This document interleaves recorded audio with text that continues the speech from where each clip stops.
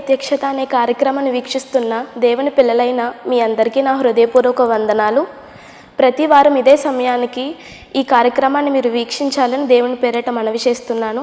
ఇప్పుడు reverend doctor KJR Palaraju గారిచే అందించబడుతున్న వాక్యమును మీరు విని దైవాశీర్వాదం పొందాలని కోరుకుంటున్నాను. వాక్యాన్ని వినే ముందు ఒక పాటను మనం విందాం. చింత నీ చింత పోవును,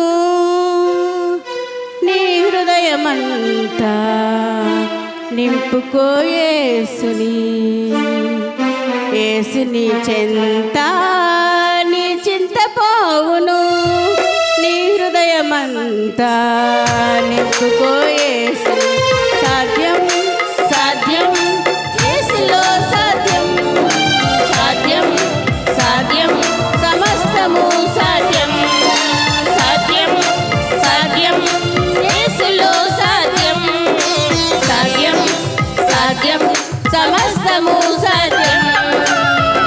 యేసుని చింత నీ చింత పోవును, నీ హృదయమంతా నింపుకో యేసుని.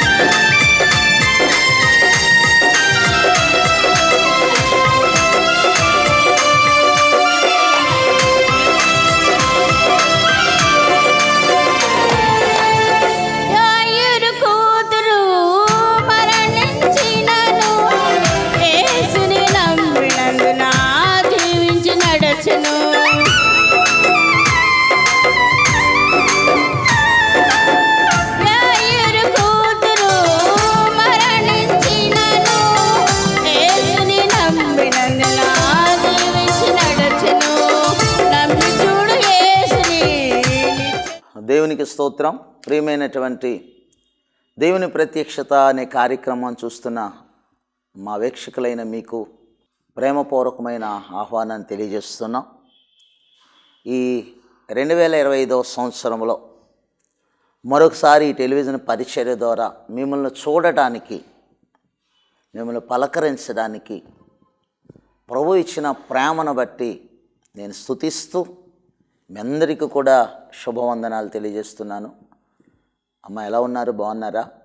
మరి చాలామంది ఫోన్ కాల్స్ చేస్తూ ఉన్నారు. అయ్యా, మీరు అందించేటువంటి వర్తమానాలు మమ్మల్ని ఎంతగానో బలపరుస్తున్నాయి, ఎంతగానో దీవిస్తూ ఉన్నాయి, బలహీనపడిన మమ్మలను బలపరుస్తూ ఉన్నాయని అనేక మంది ఫోన్ చేయడం మేము సంతోషిస్తూ ఉన్నాం. దయచేసి ఒక సూచన ఏంటంటే, మీరు వర్తమానం విన్న తర్వాత మాత్రమే ఫోన్ చేయడానికి ప్రయత్నం చేయండి. వర్తమానం వస్తున్నప్పుడు వెంటనే స్క్రీన్ మీద ఫోన్ కాల్ చూసి ఫోన్ చేస్తున్నారు. దయచేసి ఆ విధంగా చేయొద్దు. మీరు నెంబర్ నోట్ చేసుకోండి. వాక్యం అయిపోయిన తర్వాత దేవుడు మీతో మాట్లాడిన మాటలు మాతో పంచుకోనండి. మీ ప్రార్థన అవసరతలు మాకు తెలియచేయండి. మేము, మా టీం వారు మీ కొరకు మేము ప్రార్థన చేస్తాం. ఒకవేళ దేవుడు మిమ్మలను ఈ భారభరితమైనటువంటి పరిచర్యలో ఇన్వాల్వ్ చేస్తే, మీరు ప్రేరేపించబడినటువంటి చిన్నపాటి కానుకైనా మాకు పంపించండి. మీ వలె కొన్ని ఆత్మలను ప్రభు యొద్దకు నడిపించడానికి మీ చిన్న కానుక ఈ టెలివిజన్ పరిచర్యకు ఎంతో ఉపయోగపడుతుందని నేను ఆశిస్తూ ఉన్నాను. మీ గుప్పుల్ని విప్పండి. అనేకులను దేవుని వైపు మళ్లించడానికి మీ కానుకే గొప్ప ఆధారం కనుక ప్రార్థన చేద్దాం. ప్రార్థన చేసుకుని దేవుని యొక్క వాక్యంలోనికి మనం వెళదాం. ప్రార్థన చేద్దాం. తలలు వంచండి, ప్రార్థన చేద్దాం. పరిశుద్ధుడా, ప్రేమమయుడా, నీకు వందనాలు. ఇదిగో నీ యొక్క కృప ద్వారా ఈ టెలివిజన్ ద్వారా అందించబడుతున్న సందేశం ఎవరినెవరినైతే బలపరుస్తుందో, ఏ ప్రాంతాలు వెళుతుందో ఆ ప్రాంతాలన్నిటినీ ఆశీర్వాదకరంగా మార్చండి. కృప విస్తరింప చేయండి. వింటున్న ప్రతి బిడ్డలను ఆలోచింప చేయగలిగినటువంటి జ్ఞానమును ప్రబోధించమని యేసయ్య నామములో అడుగుచున్నాం తండ్రి. ఆమేన్. ప్రియ దేవుని బిడ్డలారా, మరి దేవుని యొక్క వాక్యాన్ని మనం పరిశీలన చేస్తే ఈ రోజున నీతో నాతో దేవుడు మాట్లాడుతున్నాడు. ఆయన మాటలు మనల్ని బలపరుస్తాయి. ఆయన మాటలు మనల్ని దీవెనలోకి నడిపిస్తాయి. ఆయన మాటలు మనలను ఆశ్చర్యకంగా అద్భుతాలు చేయడానికి మనల్ని ప్రోత్సహిస్తాయి. కనుక ఈ రోజున ఆశ్చర్యకరుడైన దేవుడు నీ జీవితాన్ని ఆశ్చర్యంగా మార్చడానికి ఆయన నిన్ను ప్రేమిస్తూ ఉన్నాడు. కనుక వాక్యాన్ని మనం ఆలోచన చేస్తే పరిశుద్ధ గ్రంథములో ప్రేమించబడినటువంటి హాగరు జీవితంలో ఇబ్బందిని ఎదుర్కొన్నప్పుడు ఆమె జీవితము ఏ ఇంటి వారైతే ప్రేమించారో ఆ ఇంటి వారు దూరం చేసేసుకున్నారు. ఏ ఇంటి వారైతే ఆ ఇంట్లోనికి ఆహ్వానించారో ఒకానొక సందర్భంలో ఆ ఇంటి వారే వెళ్ళగొట్టారు. ఏ ఇంట్లో యజమానుడు తన కౌడికి గిట్లోనికి తెచ్చుకున్నాడో ఆ ఇంటి యజమానుడే ఆమెను వెళ్ళిపోమని ఆహారమును నీళ్ళ తిత్తిని ఇచ్చి పంపించి వేశాడు. ఆమె ఆ ఇంట్లో ఉన్నంతసేపు కూడా ఆనందంతోనే ఉంది. ఆమె ఆ ఇంట్లో నుంచి బయటికి వెళ్ళినప్పుడు అరణ్యములో రోదిస్తూ ఉంది. ఈరోజు అంశం ఏమిటంటే ఆగరు జీవితంలో జరిగిన అద్భుతం. హాగరు జీవితంలో జరిగిన అద్భుతం. ప్రియ దేవుని బిడ్డలారా, మీరు పరిశుద్ధ గ్రంథాన్ని తెరవగలిగితే ఈ మాటలు మీకు అర్థమవుతాయి. ఆదికాండము 21వ అధ్యాయము 14వ వచనాన్ని బట్టి మనం చదివితే, కాబట్టి ఆదికాండము 21వ అధ్యాయము 14వ వచనం, కాబట్టి తెల్లవారినప్పుడు అబ్రహాము లేచి ఆహారమును నీళ్ళ తిత్తిని తీసుకొని ఆ పిల్లవానితో కూడా ఆగరునకు అప్పగించి ఆమె భుజము మీద వాటిని పెట్టి ఆమెను పంపివేశాను. చూసారా ప్రియులారా, ఒకానొక సందర్భంలో అబ్రహాము భార్య అయినటువంటి శారాయి బిడ్డలు కనకపోవుట తాను గమనించుకొని ఐగుప్తురాలైనటువంటి ఇంటిలో పని మనిషిగా వచ్చినటువంటి ఐగుప్తురాలైనటువంటి హాగరును భార్య అయినటువంటి శారాయి తన యజమానుడైన అబ్రహాము యొద్దకు పంపినప్పుడు, ఆమెకు పుట్టబోయేటువంటి బిడ్డలు నా బిడ్డలుగా ఎంచుతానని చెప్పినప్పుడు భార్య మాట విన్నాడు అబ్రహాము. అంతకుముందు వరకు కూడా అబ్రహాము రాత్రివేళ తన భార్య అయినటువంటి శారాను బయట తీసుకొచ్చి, ఇదిగో పైకి చూడు ఏం కనపడుతున్నాయి అని అడిగేవాడు. భార్య చూచి చెప్పేది, ఆకాశంలో ఏం కనపడతాయి, నక్షత్రాలు కనపడుతున్నాయి అని చెప్పేది. అప్పుడు అబ్రహాము అన్నాడు తన భార్యతో, దేవుడు మన సంతానాన్ని ఆ విధంగా విస్తరింపజేస్తాడట అని చెప్పేవాడు. ఇలా 25 సంవత్సరాలు చెప్పాడండి. ఎన్ని సంవత్సరాలు? 1 కాదు, 2 కాదు, 3 కాదు, ఏకంగా 25 ఇయర్స్. ఈ రోజున నీ జీవితంలో ఒకవేళ దేవుడు ఆశీర్వాదాలు ఇస్తానని ఈ 25 ఇయర్ వరకు కూడా ఇవ్వలేదేమో. దేవుడు అబ్రహాముతో తన వయసు 75 సంవత్సరాలు ఉన్నప్పుడు ప్రమాణం చేశాడు, నీకు నేను బిడ్డల్ని ఇస్తానని.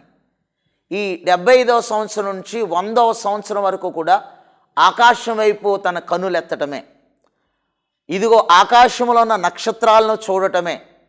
ప్రతిరోజు కూడా రాత్రి అయ్యేసరికి అబ్రహామును భార్య అడుగుతూ ఉండేది, ఏమండి ఈ సంవత్సరమైనా నాకు బిడ్డల్ని ఇస్తారా, ఈ సంవత్సరమైనా లేక ఈ నెలలోనైనా లేక ఈ రోజునైనా నేను కన్సీవ్ కాగలుగుతానా? అప్పుడు అబ్రహాం చేసే పని ఏమిటో తెలుసా? భార్య చేయబట్టిన ఒకసారి బయటికి రాని అని పిలిచేవాడు, బయటికి తీసుకొచ్చేవాడు, ఆకాశం వైపు చూడు అనేవాడు. చూసేది ఏం కనపడుతుంది అంటే నక్షత్రాలు కనపడుతున్నాయి అని చెప్పారు. ఇలా రొటీన్ అయిపోయింది వాళ్ళ జీవితంలో. అప్పుడు భార్య చెప్పిన మాట ఏమిటంటే, నువ్వు ఆకాశంలో నక్షత్రాలను కాదు చూపించవలసింది, ఆకాశంలో తారను కాదు చూపించవలసింది, నేనే నీకు ఒక చక్కని చుక్కను, ఒక తారను చూపిస్తాను, ఒక నక్షత్రాన్ని చూపిస్తాను అని చెప్పింది. ఏమిటి ఆ నక్షత్రం అంటే, ఇదిగో ఇదే ఆ నక్షత్రం అని హాగరును అబ్రహాము దగ్గరికి పంపింది. ప్రియులరా, ఎట్టకేలకు హాగరుకి దేవుడు కృప చూపించి ఇచ్చాడో ఆ బిడ్డ పేరు ఇష్మాయేలు. అయితే కొన్ని సందర్భాలను బట్టి ఆ ఇంటిలో గొడవలు వచ్చాయి. ఆ ఇంట్లో ఉన్నటువంటి ఇంటికి రప్పించబడినటువంటి హాగరు ఇంటి నుంచి బయటికి వెళ్ళగొట్టబడింది అబ్రహాం భార్య అయినటువంటి శారా ద్వారా. శారా చెప్పింది ఒక రాత్రి, అయ్యా నువ్వేం చేస్తావో నాకు తెలీదో, వెంటనే ఆగర్ను పంపించేస్తాయని చెప్పింది. భార్య మాట విన్నటువంటి అబ్రహాము ఉదయాన్నే లేచి కాస్తంత ఆహారం సిద్ధపరిచి తిత్తిలో అనగా బాటిల్లో నీళ్లను పోసి ఇష్మాయేలుని తన కౌగిటికిచ్చి మీరు ఎక్కడ పోతారో పొండి అని పంపించేశాడు. ఆ సందర్భంలో హాగరికి ఆ దేశంలో ఎవరు లేకపోవటం వలన, హాగరికి చుట్టాలు ఎవరు లేకపోవటం వలన, హాగరికి నానే ఆత్మీయులు ఎవరు లేకపోవటం వలన ఏం చేయాలో తెలియక కట్టుకున్నటువంటి వాడే, కౌగిటిలోనికి తెచ్చుకున్నవాడే ఇదిగో అబ్రహాము హాగర్ని నిర్దాక్షిణ్యంగా బయటికి పంపించేశాడు. భార్య అయిన శారా మాటలు విని ఆమె చేసేది ఏమి లేక బిడ్డను తీసుకుని భుజం మీద వేసుకుని ఆ కొద్దిపాటి ఆహారాన్ని కొంచెం నీళ్ళ బాటిల్ని తీసుకుని ఆమె నడుచుకుంటూ ఎటు వెళ్ళాలో తెలియక బైర్షాబా అరణ్యంలోనికి వచ్చినప్పుడు ఆ ప్రయాణమును కొనసాగిస్తున్నప్పుడు అరణ్యంలో ఎవరు కనపడకపోయినప్పుడు, ఏం చేయాలో తెలియనప్పుడు, ఇది ఆహారం అయిపోయినప్పుడు, బుడ్డిలో ఉన్న నీళ్ళు అయిపోయినప్పుడు, బిడ్డ ఏడుస్తూ ఉన్నప్పుడు ఒక పొద కింద ఆ ఇష్మాయేలును పాడేసి కొంచెం దూరం మరి వెళ్ళి ఏడుస్తూ ఉంది. నేనెప్పుడు ఊహించలేదు ఎలా జరుగుతుందని. అబ్రహాము నన్ను వెళ్ళగొడతాడని నేను ఎప్పుడు అనుకోలేదు. ఇప్పుడు ఏం చేయాలని అబ్రహాము ఏ దేవుణ్ణి ఆరాధించాడో ఆ దేవుడు హాగరు ఏడుపు విన్నాడో, అరణ్యములో ఉన్నటువంటి హాగరుని చూచాడో, శారా చేత వెళ్ళగొట్టబడినటువంటి హాగరును చూచాడో, అబ్రహాము చేత వెళ్ళగొట్టబడిన హాగరును చూచాడో, అరణ్యములో రోదిస్తున్న హాగరును చూచాడో, పొద కింద పడవేయబడినటువంటి ఇష్మాయేలుని దేవుడు చూచాడో. అయితే ఆగరు ఏడుస్తూ ఉండటం కూడా చూశాడు. ఆగరు జీవితంలో అద్భుతం చేయాలనుకున్నాడు. ఆగరు జీవితంలో ఆనందాన్ని ఇవ్వాలనుకున్నాడు దేవుడు. దుఃఖాన్ని తీసివేయాలనుకున్నాడు. ఆగరికి దేవుడు పరిచయుడే కాబట్టి ఏడుస్తూ ఉంది. ఏం జరిగిందయ్యా, నన్ను ఎలాగ పంపేశారు అని ఏడుస్తున్నప్పుడు ఆగర్ని పట్టించుకున్నటువంటి అబ్రహాము ఒక పక్కన, ఆగర్ను పట్టించుకున్నటువంటి శారా ఒక పక్కన ఉంటే, త్రోసివేసినటువంటి అనుభవంలో హాగరు ఉంటే దేవుడు చేరదీశాడు హాగర్ని. దేవునికి స్తోత్రం కలుగునేక. అరణ్యములో ఎవరు చేరదీయగలిగిన వాళ్ళు ఉంటారు, అరణ్యంలో ఎవరు పలకరించగలిగిన వారు ఉంటారు, అరణ్యంలో ఎవరు కన్నీరు తొడవగలిగిన వారు ఉంటారు. బైర్షాబా అరణ్యములో ఇటు అటు తిరుగుతూ ఉంది ఆమె. కారణం ఏంటో తెలుసా? సహాయము లేనటువంటిదై ఉన్నది. సహాయం కొరకు ఎదురు చూస్తూ ఉంది. కన్నీటి చేత నింపబడినటువంటి హాగరును దేవుడు చూచి, హాగరు నీకేమొచ్చింది అని ప్రశ్నిస్తున్నాడు దేవుడు పరలోకము నుండి. హాగరు నువ్వు ఎందుకు ఏడుస్తున్నావు? హాగరు ఏమైంది అంటే, ఇదిగో హాగరు దుఃఖము చేత నింపబడింది. అయితే పడవేయబడిన పొద కింద పడవేయబడినటువంటి కుమారుడు సహితము ఏడ్చుండటం చూచినప్పుడట ఆ కుమారుడి యొక్క ఏడుపు లేక ఆ కుమారుడి యొక్క మొర విని దేవుడు అద్భుతం చేశాడు. దేవునికి స్తోత్రం కలుగునుగాక. నా ప్రియమైనటువంటి దేవుని బిడ్డలారా, ఒకవేళ నీ జీవితంలో హాగరు వలె అరణ్యము లాంటి బ్రతుకులో ఆవేదన చెందుతూ ఉన్నావేమో, ఈ 2025 సంవత్సరంలో కూడా నన్ను నా కన్నీళ్ళు విడిచిపెట్టలేదని అనుకుంటున్నావేమో. ఆదరించగలిగిన వారు లేరు అనుకుంటున్నావేమో. ఒకవేళ నాకు సహాయం చేయగలిగినటువంటి వాళ్ళు ఎవరో లేరనుకుంటున్నావేమో. ఈ సమయంలో దేవుడు నిన్ను ఇష్టపడుతూ ఉన్నాడు. దేవుడు నిన్ను కోరుకుంటూ ఉన్నాడు. దేవుడు నిన్ను బలపరుస్తూ ఉన్నాడు. ఆయన మాట నిన్ను బలపరుస్తుంది. ఆయన మాట నిన్ను ఆదరిస్తుంది. ఆయన మాట నిన్ను పోషిస్తుంది. ఆయన మాట నిన్ను ఆయన దగ్గరికి నడిపిస్తుంది. వెంటనే పరలోకములో ఉన్నటువంటి దేవుడు హాగరు యొక్క కుమారుడైనటువంటి ఇష్మాయేలు మొర విన్నాడు. హాగరు ఏడ్పును కూడా చూచాడు. అందుకని హాగరుతో అంటున్నాడు, హాగరు నీకేమొచ్చినది, భయపడకుము, ఆ చిన్నవాడు ఉన్న చోట దేవుడు వాని స్వరము విని దేవుడు వాని స్వరమును విని ఉన్నాడు. నువ్వు లేచి ఆ చిన్నవాణిని లేవనెత్తి నీ చేతులతో పట్టుకో. వానిని గొప్ప జనముగా చేసేదనని ఒక అద్భుతమైన ప్రవచనాన్ని దేవుడు హాగరుతో మాట్లాడుతున్నాడు. ఒక అద్భుతమైన ఆధిక్యతతో దేవుడు హాగరును ధైర్యపరుస్తూ ఉన్నాడు. నువ్వు లే, నీ ఉన్నటువంటి స్థలము నుండి ఈ సమయంలో నువ్వు లేవగలిగితే, నువ్వు ఉన్న పరిస్థితుల నుండి దేవుని మాటలు విని లేవగలిగితే, నువ్వు ఉన్నటువంటి ఇరుకు నుండి లేవగలిగితే, నువ్వు ఉన్నటువంటి ఇబ్బందుల నుండి లేవాలని ఆశ కలిగి నువ్వు లేవగలిగితే దేవుడు అద్భుతం చేస్తాడు. హాగరు లేచింది కనుకనే కుమారుని ఎత్తుకోమన్నాడు. ఎత్తుకున్నది కనుకనే ఇదిగో ఆ కుమారుడికి ఉన్నటువంటి ఆ బలహీనత నుంచి నేను విడుదల చేయబోతున్నాను.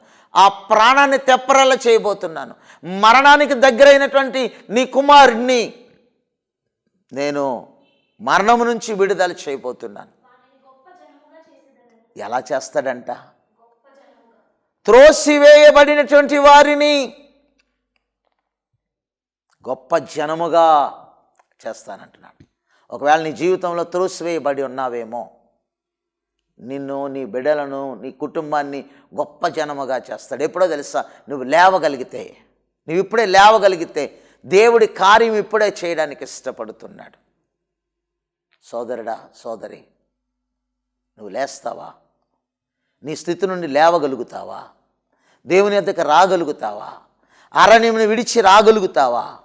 ఇదిగో అరణ్యములో ఇటు అటు తిరగడం మానివేసి ఇదిగో ఆయన చూపించే స్థలానికి నువ్వు రాగలుగుతావు. ఆయన స్వరాన్ని వినగలిగితే, నువ్వు ఇప్పుడే లేవగలిగితే దేవుడు అద్భుతం చేస్తాడు. మరణమైపోవడానికి సిద్ధంగా ఉన్న ఇష్మాయేలు కొరకు అరణ్యములో నీటి ఓటను లేవనెత్తాడు. దేవుని స్తోత్రం, హల్లెలూయా. అక్కడ చదివితే కింద ఆ మాటలు రాయబడతాయి ప్రియులారా. మరియు దేవుడు ఆమె కన్నులను తెరిచినందున ఆమె అరణ్యములో నీటి ఓటను చూచి వెళ్ళి ఆ తిత్తిని నీళ్లతో నింపారు. అరణ్యములో నీళ్ళు ఎక్కడ దొరుకుతాయండి? అయితే దేవుడు అద్భుతాలు చేసే దేవుడు.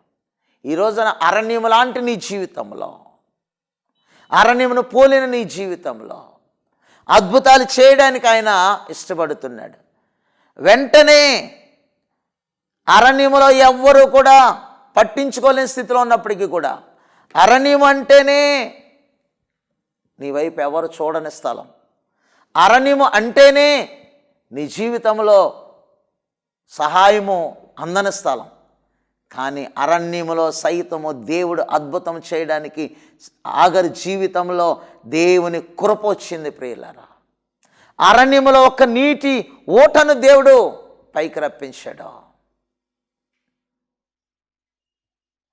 ఆమె కన్నులు తెరిచాడు. వెంటనే నీటి ఓట దగ్గరికి వెళ్ళింది. నీటి ఓటైనా దేవుని దగ్గరికి రాగలిగితే ప్రియులారా, నీ జీవితంలో మరణము దూరం అయిపోతుంది, కన్నీరు దూరం అయిపోతుంది, వ్యాధులు దూరం అయిపోతాయి.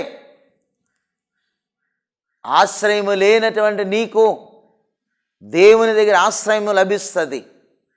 ఈ సంవత్సరము ఎందుకు దేవుడు నిన్ను ఇంకా ఉంచాడంటే నిన్ను ఆశ్రయానికి తీసుకుని వెళ్ళాలని, ఆయన ఆశ్రయపురములోనికి నిన్ను నడిపించాలని. రే సోదరి, ఆయన నిన్ను చూశాడు, నీ కన్నీళ్లను చూశాడు, నీ బలహీనతలను చూశాడు, నీ దుఃఖాన్ని చూశాడు.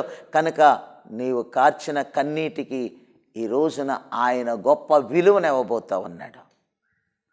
ప్రియ స్నేహితుడా, సోదరి, దేవుని మాట వినగలుగుతావా? మనుషులు నిన్ను మోసం చేయొచ్చు, మనుషులు నిన్ను దగా చేయొచ్చు, మనుషులు నీ అవసరత వరకు నిన్ను వినియోగించుకోవచ్చు, లేకపోతే వాడుకోవచ్చు. నీ దగ్గర నీ సౌందర్యం అయిపోయిన వెంటనే, నీ బలం అయిపోయిన వెంటనే, నీ శక్తి అయిపోయిన వెంటనే, ఇదిగో నీవు చేయవలసినటువంటి డ్యూటీ అయిపోయిన వెంటనే, నీ దగ్గర నీ స్టామినా తొలగిపోయిన వెంటనే, నీ దగ్గర వాళ్ళకి కావలసినటువంటివి పొందుకున్న వెంటనే, నిరుత్తరుడిగా ఉన్న వెంటనే నిన్ను అరణ్యములోనికి త్రోసేసేది ఈ యొక్క లోకం. నీవు అవసరం లేదు, నీ వలన ఉపయోగం లేదు అని నిన్ను నిర్దాక్షిణముగా నిన్ను నమ్మినటువంటి వారు, నువ్వు నమ్మినటువంటి వారే నిన్ను దూరపరిచేసుకోవచ్చు. అబ్రహాము కవిగిట్లో ఉన్నటువంటి భార్య స్థానాన్ని పొందుకున్నటువంటి హాగరే అరణ్యములోనికి పంపించేశాడు అబ్రహాము. ఈ రోజున నువ్వెవరు నమ్ముకున్నావో నాకు తెలియదు, కానీ యేసయ్యను నమ్ముకుంటే ఆయన ఎప్పుడు విడిచిపెట్టడం, యేసయ్యను ఆశ్రయిస్తే ఆయన ఎప్పుడు త్రోసివేయడం, యేసయ్యను ప్రేమిస్తే ఆయన ఎప్పుడు పలకరిస్తూనే ఉంటాడు. ఆయన పలకరింపు గొప్ప శ్రేష్టమైన పలకరింపు, బాధలను తీసివేయగలిగిన పలకరింపు. అరణ్యములో ఆగర్ను పలకరించింది ఎవరయ్యా అంటే ఈ భూలోకంలో ఉన్న వాళ్ళు ఎవరో పలకరించలేదు. నాకు సహాయం చేసేవాళ్ళు లేరా అని ఏడ్చింది. నా కుమారుని బ్రతికించగలిగిన వారు లేరా అని ఏడ్చింది. ఈ అరణ్యంలో ఇక్కడ ఈ రోజుతోనే చచ్చిపోవాలా నేను నా కుమారుడని ఏడ్చింది. కానీ దేవుడు ఆ దుఃఖాన్ని తీసివేసి నీ కుమారుని నేను ఒక ఘనమైన వానిగా, నీ కుమారు నుండి రాజులను నేను పుట్టిస్తానని ఇష్మాయేలు పట్ల దేవుడు మంచి వాగ్దానం చేశాడు. ఈరోజు నీ 2025వ సంవత్సరం నీకు ఇచ్చిన వాగ్దానం ఏంటో తెలుసా? నిన్ను ఆశీర్వదిస్తాను. ఈ 2025వ సంవత్సరం నీకు ఇచ్చినటువంటి ప్రవచనం ఏమిటో తెలుసా? నిన్ను నేను అభివృద్ధిలో నీకు తెస్తాను. ఈ 2025వ సంవత్సరంలో దేవుడు నీతో మాట్లాడిన మాట ఏమిటో తెలుసా? నీ కన్నీటిని తుడుస్తాను, నీ అరణ్యపు బ్రతుకు నుండి నేను నిన్ను విడుదల చేస్తాను. అరణ్యములో ఉన్న నిన్ను నా ఆశ్రయపురములోని తీసుకొస్తా. ఆవేదనలో ఉన్న నిన్ను ఆనందముగా నేను మారుస్తా. ఎవరైతే నిన్ను తృణీకరించారో, ఎవరైతే నిన్ను గెంటి వేశారో, ఎవరైతే నిన్ను త్రోసివేశారో, ఎవరైతే నీవు అక్కర్లేదు అనుకున్నారో వాళ్ళ మధ్యలోనే నిన్ను అద్భుతంగా నిలబెడతానని దేవుడు వాగ్దానం చేస్తున్నాడు. నమ్ముతావా? ఆయన ప్రవచనాన్ని నమ్ముతావా? నమ్మగలిగితే నీవున్నటువంటి స్థలములోనే నీతో మాట్లాడిన దేవుని వైపు నువ్వు చూడగలిగితే, నీ కన్నులు తెరిచి చూడగలిగితే, నీ బాహ్యమైన నేత్రాలను పక్కన పెట్టి ఆత్మీయమైన నేత్రాలతో నీతో మాట్లాడిన ప్రభు వైపు చూడగలిగితే, నిన్ను బలపరిచిన దేవుని యొక్క పిలుపు వినగలిగితే, ఆయన యొక్క పలకరింపు నేను ఎప్పుడు విడిచిపెట్టదు. ఆయన పలకరింపు ఎలాంటిది అంటే, ఆయన పలకరింపు నిత్యము సంతోషాన్ని ఇచ్చేటువంటిది. అటు కృప నీ జీవితంలో పొందుకోవాలని పరిశుద్ధాత్మ దేవుడు నిన్ను ఆహ్వానిస్తూ ఉన్నాడు. ఈ సమయంలో నీవు మరి అరణ్యం లాంటి బ్రతుకులో నీవు జీవిస్తున్నప్పటికీ అరణ్యాన్ని ఆహ్లాదపు ఇల్లుగా మార్చబోతున్నాడు. కనుక దేవుని మాట వింటావా? దీవించబడతావు, నీ జీవితం మార్చబడుతుంది. దేవుడు నిన్ను మేలుకరంగా చేయబోతున్నాడు. దేవుడి ఇట్టి మాటలు మన వినికిడిలో దీవించునుగాక. ఆమేన్.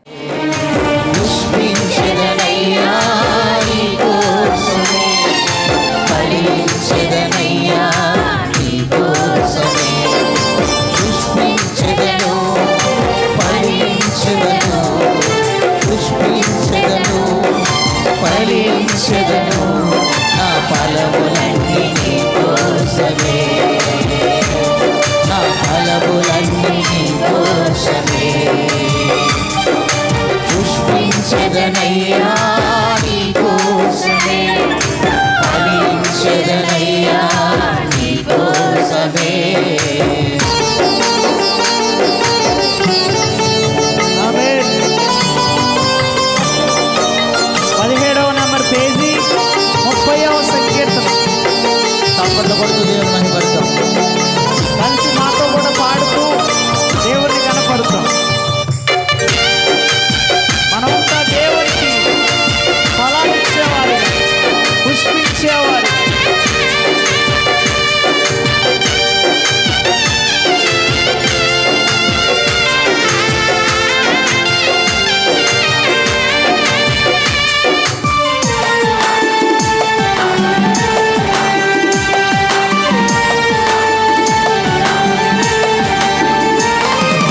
అడవిలో ఉన్న పిచ్చి మొక్కలు ఆదరించి తుంచుకొంటివే.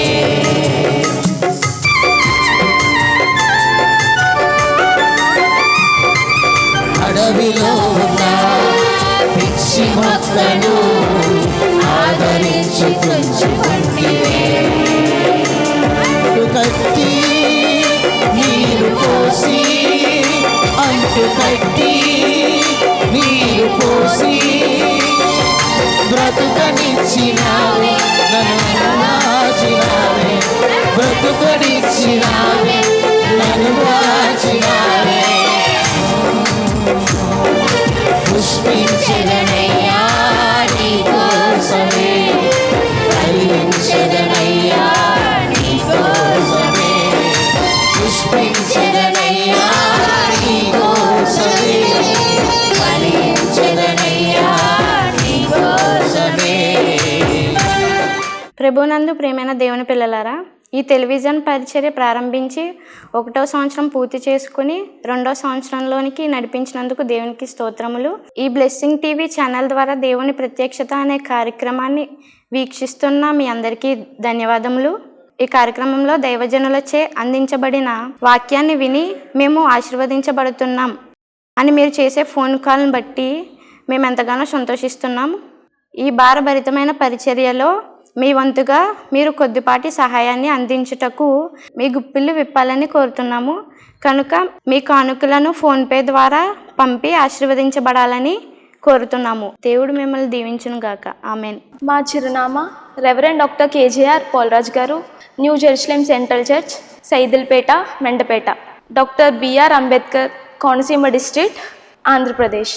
మా సెల్ నంబర్స్ 9676497742 మరియు 9618277996.